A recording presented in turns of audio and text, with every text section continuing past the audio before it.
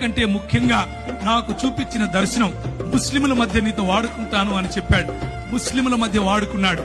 నేను వెళ్ళినప్పుడు 6 మంది, ఒక్క వ్యక్తి ప్రభువుని నమ్ముకోవటానికి 5 ఏళ్లు పట్టింది. ఆ తర్వాత 6 మంది 6 సంవత్సరాలు నాతో వాగ్వివాదం చేస్తూ వచ్చారు.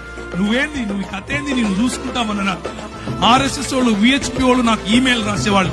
నువ్వు ఏ మార్గం గుండా వెళ్తున్నావో మాకు తెలుసు, నువ్వు ఎట్లొస్తావో మాకు తెలుసు, నువ్వు ఎప్పుడు ఇంటికి చేరకుండా ఎప్పుడు సస్తావో కూడా నీకు తెలియకుండా చేస్తాం అని అనేవారు. ఇలాంటి పరిస్థితి. అక్కడ నువ్వు వెళ్ళి సాక్షి జీవితం అనంటే ఏంటి అనంటే, అక్కడ నువ్వు వెళ్ళి క్రైస్తవుడిని అని చెప్పుకుంటే చాలు తన్నుతారు.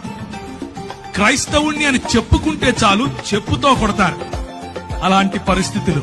కానీ స్టెఫెనును ఆశీర్వదించినట్లుగా, స్టెఫెనుకు వాక్ చాతుర్యం ఇచ్చినట్లుగా, స్టెఫెనులో వాక్ ప్రభావం ఇచ్చినట్లుగా, స్టెఫెనును ఏ విధంగా జ్ఞానముతోనూ కృపతోనూ ప్రభువు నింపాడో అలా యవ్వనస్తులను నింపగలడు. ఒక్క విధేయత అన్నటువంటి అడుగు తీస్తే చాలు. నా జీవితం ఆ రోజు పరిశుద్ధాత్ముని యొక్క తాకిడితో మారిపోయింది. పరిశుద్ధాత్ముడు నా జీవితంలో తెలియని అగ్నిని రగిలింపజేశాడు. పరిశుద్ధాత్ముడు నా జీవితంలో ఇచ్చిన ఛాలెంజెస్.